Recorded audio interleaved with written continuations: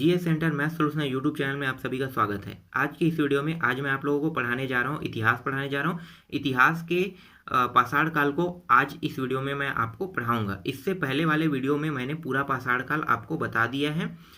अब हम आज की इस वीडियो में मध्य पाषाण काल को पढ़ेंगे। तो चलो शुरू करते हैं। तो मध्य पाषाण काल की शुरुआत कैसे हुई है? तो मध्य पाषाण काल की शुरुआत जो है वो 1867 में हुई है। देखो यहाँ पे कितना है, 1867। तो 1867 में मध्य पाषाण काल की शुरुआत हुई, मतलब इसकी खोज हुई है मध्य पाषाण काल की। और मध्य पाषाण काल की खोज किसने किया है? खोज किया है सीएल कार्लाइल ने किया है। किसने किया है? CL Carlisle. ये याद रखना, ठीक है। मध्य पाषाण काल की खोज किसने किया है? 1867 में किया है और सीएल कार्लाइल ने किया है। आपको ये चीज याद रखना है। इसका जो समय अवधि है, जिसे हम टाइम पीरियड कहते हैं, कितने से कितना था? 10,000 ईसा पूर्व से 4,000 ईसा पूर्व तक के हैं। कितने से कितने हैं? 10,000 ईसा पूर्व से 4,000 ईसा पूर्व। इससे पहले जो पूरा पाषाण काल था वो कितना था? उसका जो टाइम पीरियड था वो है 25 लाख से 10,000 के बीच में था। अब इसका टाइम पीरियड कितना है? 10,000 ईसा पूर्व से 4,000 ईसा पूर्व के बीच में है। इसी तरह से इसके कुछ लक्षण देख लेते हैं। तो लक्षण में देखो, पूरा पाषाण काल में लक्षण क्या था? पूरा पाषाण काल में शिकारी थे, ठीक है। जितने भी मानव थे सब शिकारी थे, शिकार करके अपना भोजन प्राप्त करते थे। तो इस काल में क्या है? इस काल में शिकारी नहीं है। इस काल में देखो शिकारी के साथ साथ, मतलब शिकारी का जिक्र तो नहीं हुआ है, लेकिन यहाँ पे क्या हुआ? पशुपालन की जानकारी यहाँ पे मिलता है। और पहला पशु उन्होंने कौन सा पाला है? कुत्ता। जबकि इससे पहले वाले जो काल था, जो पूरा पाषाण काल था, उसमें पशुपालन का ज्ञान नहीं था, ठीक है। पशुओं को नहीं पालते थे, लेकिन इसमें क्या है? पशुपालन की जानकारी मिल रही है। और पहला पशु कौन सा पाला है? कुत्ता को पाला है। अगर प्रश्न पूछे तो पहला पशु कौन सा पाला गया है और कौन से काल में, तो मध्य पाषाण काल में बताना है। और पशु का नाम पूछेगा तो कुत्ता बताना है, ठीक। लक्षण भी आपका समझ में आ गया। अब देख लेते हैं औजार, देख लेते हैं। औजार देखो, तो औजार जो है वो माइक्रोलिथ का है। माइक्रोलिथ मतलब छोटे छोटे। पहले क्या था? पहले के जो औजार थे वो क्वार्टजाइट का था, स्फटिक का था, लेकिन इसमें जो है जो औजार है वो कौन सा है? माइक्रोलिथ का है। तो माइक्रोलिथ का मतलब समझते हो? छोटे छोटे औजार। पहले बड़े थे औजार, अब उन्हें छोटे औजार बनाना भी आ गया। इसी को हम कहते हैं माइक्रोलिथ औजार कहते हैं। मध्य पाषाण काल में वो लोग माइक्रोलिथ औजार बनाना सीख गए। इसके बाद स्थल देख लेते हैं। तो स्थल में देखते हैं कौन कौन से स्थल है जिसकी खोज किया गया है, तो क्या क्या प्राप्त हुआ देख लेते हैं। तो देखो यहाँ पे स्थल है। पहला स्थल है यहाँ पे बागौर है और एक आजमगढ़ है। दोनों जगह जो है बागौर और आजमगढ़, बागौर जो है वो राजस्थान में पड़ता है और आजमगढ़ जो है वो एमपी में पड़ता है। तो बागौर और आजमगढ़ में पशुपालन की शुरुआत की जानकारी मिलती है। किस चीज की?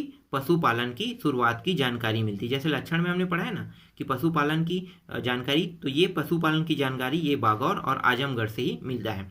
जो बागौर जो है वो राजस्थान में है और आजमगढ़ कहाँ पे? एमपी में है।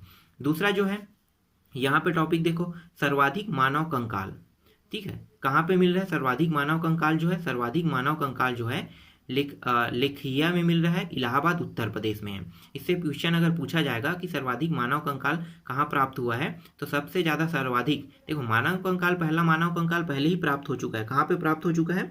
हथनौरा में प्राप्त हो चुका है। पहला सबसे पहले मानव कंकाल जो प्राप्त हुआ है हथनौरा में प्राप्त हुआ है। लेकिन सबसे ज्यादा मानव कंकाल अगर कहीं प्राप्त हुआ है तो वो है लिखैया है। याद रखना है कहाँ पे है? लिखैया, इलाहाबाद में प्राप्त हुआ है। तीसरा जगह देख लेते हैं। देखो तीसरा क्या है? चौपानी मांडो, इलाहाबाद में। ये भी इलाहाबाद में पड़ता है, चौपानी मांडो। और यहाँ पे मृतभांड का प्राचीनतम साक्ष्य मिला है, ठीक है। किस चीज का प्राचीनतम साक्ष्य मिला है? मृतभांड का।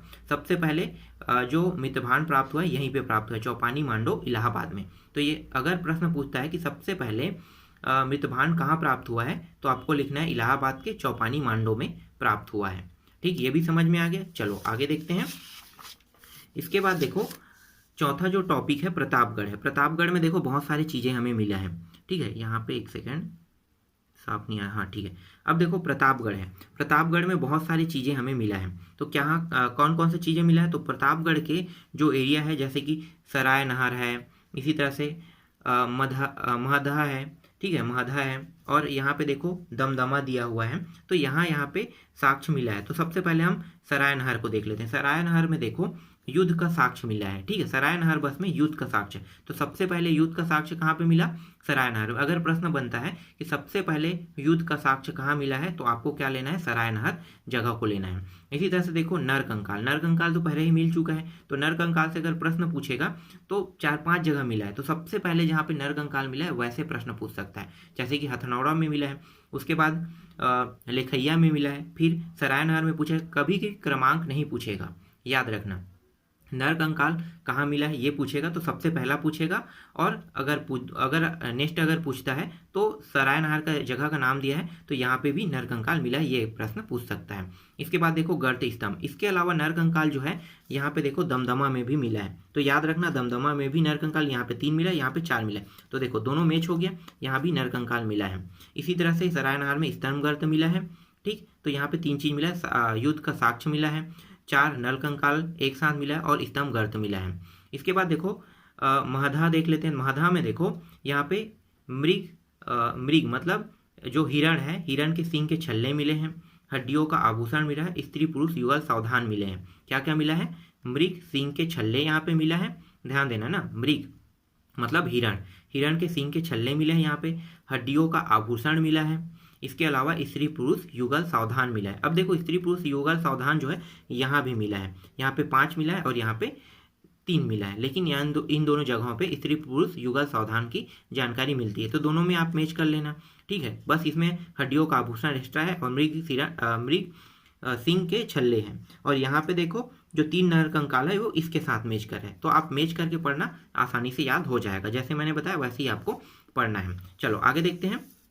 इसके बाद देखो कुछ प्रश्न मैंने बनाए हैं, प्रश्नों को भी देख लेते हैं। तो देखो प्रश्न किस तरह से आ सकते हैं, तो इनमें से कौन सा स्थान जहां नरकंकाल नहीं पाया गया है, अब नरकंकाल नहीं पाया गया इसको ढूंढना है हमें।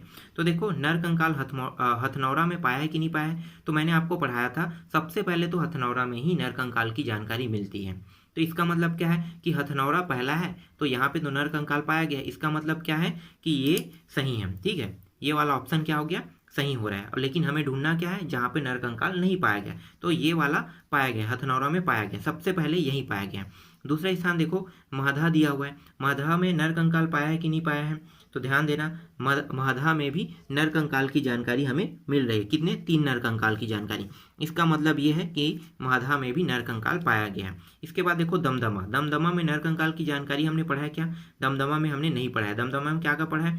हिरण के सींग के छल्ले पढ़ा है, हड्डियों का आभूषण हमने पढ़ा है, स्त्री पुरुष युगल सावधान पढ़ा है। क्या हमने पढ़ा है? नहीं पढ़ा है, तो यहाँ पे हमने नहीं पढ़ा, तो हमारा आंसर ये हो सकता है। लेकिन हम जब तक के चौथा ऑप्शन नहीं देखेंगे तब तक के हम इसे क्लियर नहीं करेंगे, क्योंकि ये भी हो सकता है यहाँ भी नहीं मिला होगा, तो इसको भी हम चेक कर लेते हैं। सराय नहर, सराय नहर में 4 नरकंकाल प्राप्त हुए, मतलब नरकंकाल की जानकारी यहाँ भी प्राप्त हुआ है, इसका मतलब यहाँ भी प्राप्त हुआ है, तो हमारा आंसर क्या होगा? हमारा आंसर होगा सी होगा।